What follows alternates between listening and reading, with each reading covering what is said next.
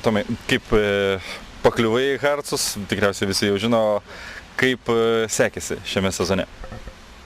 Aš galvoju, kad neblogai, teko sužaisti 4 varžybas ir galvoju, kad nepasišiukšlinau. Kaip tau pats britiškas futbolas, pats esi gan kietas gynėjas ir dažniausiai sudirbdavai kortelių, kelis metus buvai lyderis pagal raudonas, geltonas korteles. Kaip britiškas futbolas? Nu, ten, kaip sakai, kieto futbolo labai daug. Ir teisėjai leidžia žaisti kietai ir patys žaidėjai nevengia to kietumo. Gal gali papasakoti apie futbolo buitį Edinburge? Nu, kas dėl buities, tai ten viskas yra labai sutvarkyta buitis, ypač treniruočių sąlygos, viską ten. Ateini tik tai, rūpi tik tai treniruočių procesas, o buitis daugiau nieko ir apranga, visi bucai, viskas paruošta, yra tik tai ateini su šampūnu. O kas nustebino?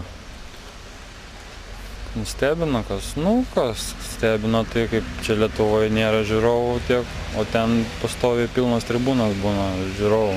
Ir labai jie serga, nesvarbu, ar ta komanda, jų miestas stovėtų pirmoje ar paskutinėje vietoje, jie ištikimi yra sirgaliai ir serga visą laiką už savo komandą. Lietuvoje esi iškovojęs daugiausiai titulų per visus laikus Lietuvos futbolininkų.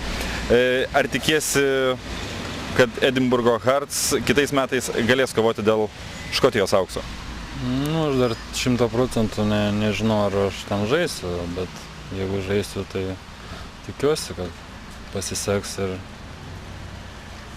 Galbūt teko girdėti apie komandos formavimą, ar planuoja komanda stiprintis ir ar bus pajėgi kovoti su Celtics ir Rangers?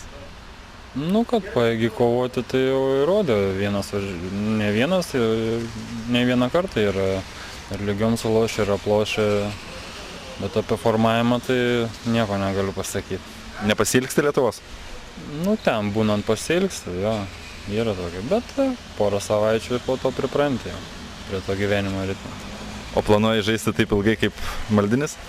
Nežinau, čia nuo sveikatos priklauso, jeigu sveikata neleis, tai negali žaisti. Sveikatos ir sėkmės. Ačiū.